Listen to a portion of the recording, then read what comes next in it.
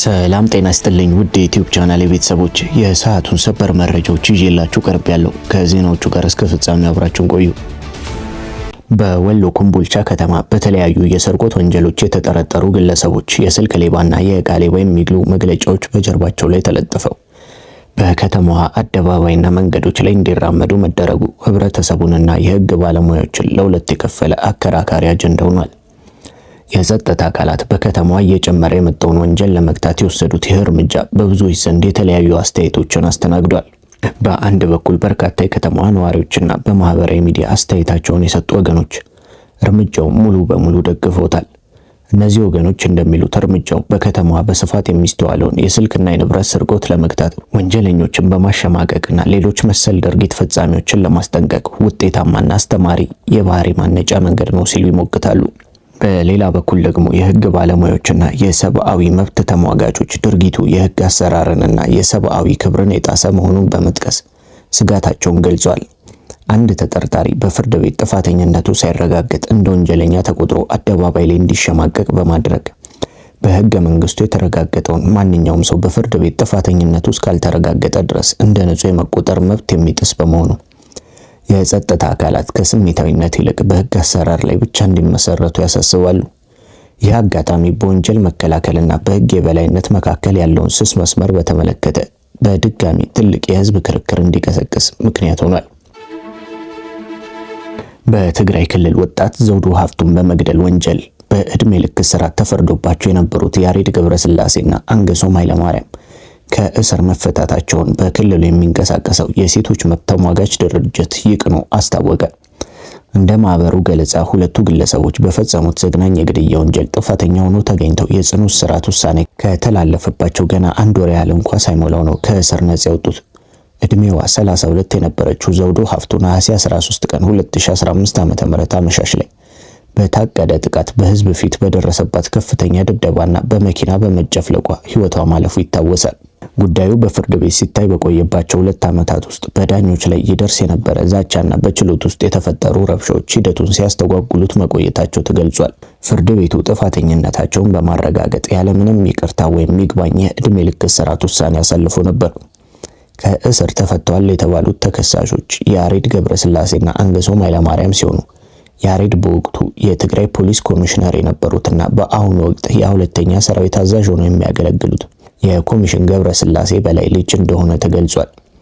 የሴቶች መብት ተሟጋች ድርጅቶችና ቤተሰቦች እንደሚያስረዱት በምርመራውና በፍትህ ሂደቱ ወቅት የባለስልጣናቱ ተጽዕኖና ጣልቃ ገብነት እንደነበር ጠቁሟል።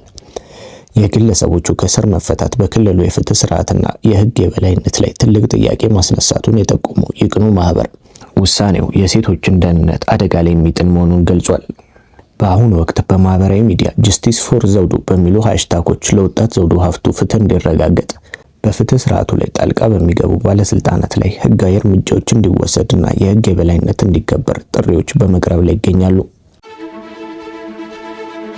በአዲስ አበባና በተለያዩ የሀገሪቱ ክፍሎች የአነስተኛ የገንዘብ ኖቶች በተለይም የ10 እና 50 ብር ኖቶች በከፍተኛ ሁኔታ መቀደዳቸው ያረጁ መሆናቸውና ከገበያ መጥፋታቸው በዕለት ተዕለት የንግድ እንቅስቃሴና ታክሲ አገልግሎት ላይ ከፍተኛ እንግልት እየፈጠረ ይገኛል። የተለያዩ የሱቅ ባለቤቶች የመልስ ገንዘብ በማጣታቸው ምክንያት ደንበኞቻቸውን በብድር ለማስተናገድ ወይም ምርታቸውን ሳይሸጡ ለመመለስ መገደዳቸውን ገልጿል። በገበያው ውስጥ የሚዘዋወሩት የ10 ብር ኖቶች ከጥቅም ውጪ እስከመሆን የደረሱና የተቀደዱ ሲሆን ይህም በአገሪቱ እየታየ ያለው የዋጋ ንረት ገንዘብ በእጅ ወደ እጅ በፍጥነት እንዲዘዋወር በማድረጉ ምክንያት የመጣ አካላዊ መገለጫ እንደሆነ ይነገራል። ችግሩን የባሰ ያደረገው ከባንክ ውጪ የሚዘዋወረው የገንዘብ መጠን በቢሊዮኖች የሚቆጠር መሆኑና የኤሌክትሮኒክስ ክፍያ ገና ሙሉ በሙሉ ባለመስፋፋቱ ነው የተባለ ሲሆን የተቀደዱና ያረጁ ኖቶች ወደ ብሔራዊ ባንክ ተመልሰው በአዲስ የመተካት ሂደታቸው ዘገምተኛ መሆን ክፍተቱን አሳድጎታል ሲል ፎርቹን አስነብቧል። የኢራኑ ፕሬዝዳንት መሱድ ፔዜሽኪያን ከሀገሪቱ የበላይ ጠቅላይ መሪ ከሙጅተባ ካሚኒ ጋር ለመገናኘት አስቸጋሪ መሆኑን ተናገሩ። የኢራኑ ፕሬዝዳንት መሱድ ፔዜሽኪያን ከሀገሪቱ የበላይ ጠቅላይ መሪ ከሙጅተባ ካሚኒ ጋር ግንኙነት ለማድረግና ሀገራዊ ውሳኔዎችን ለማሳለፍ እጅግ አስቸጋሪ መሆኑን ይፋ አድርጓል። ፕሬዝዳንቱ ይህንን ያሉት ሙጅተባ ኻሜኒ ስልጣን ከያዙ ጀምሮ እስካሁን በአደባባይ ወይም በምስል አለመታየታቸውን ተከትሎ ባለው ከፍተኛ ጥርጣሬና ስጋት መካከል ነው። ፕሬዝዳንት ፔዜሽኪያን ከመንግስት ከፍተኛ አካላትና ከጠቅላይ መሪው ቢሮ ጋር የሚደረጉ ግንኙነቶች በከፍተኛ የደህንነት ጥበቃና በተዘዋዋሪ መንገዶች ብቻ እየተካሄዱ መሆናቸውን ጠቁሟል። አዲሱ ጠቅላይ መሪ ሙጅተባ ኻሜኒ ስልጣን ከተረከቡ ወዲህ ምንም አይነት የቀጥታ ስርጭት የቪዲዮ መልእክት ወይም ህዝባዊ ንግግር አለማድረጋቸው በህዝቡ ዘንድ ጥርጣሬ እንዲፈጠር አድርጓል ሲል አልጀዚራ ዘግቧል። በአሁኑ ሰዓት በኢራን ከፍተኛ አመራሮች መካከል የመንግስት ውሳኔዎችን በማሳለፍ ረገድ ክፍተቶችና ውጥረቶች እየተፈጠሩ መሆናቸውን ከቴህራን የሚወጡ ዘገቦች ያመለክታሉ።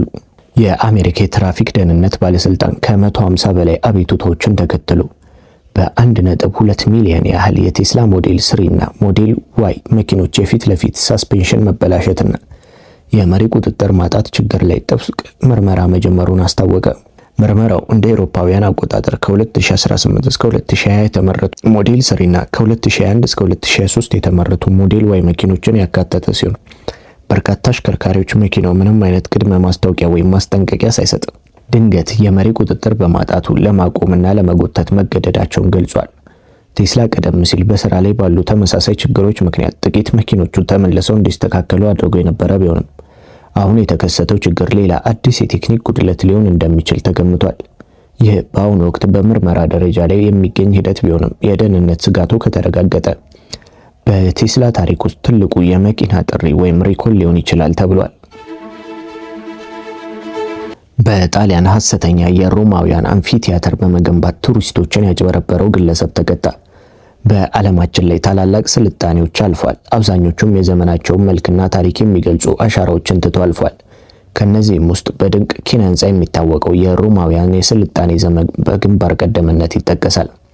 በተለይም ታላላቅ ነገስታት፣ የጦር መሪዎችና የገዢው መደብ አካላት ይዝናኑባቸው የነበሩት እንዲሁም የባሪያዎች ትግልና ልዩ ልዩ ትዕይንቶች ይካሄዱባቸው የነበሩት ግማሽ ክብ ቲያትራዊ መድረኮች ወይም አምፊ ቲያትሮች የዚህ ስልጣኔ መገለጫዎች ናቸው።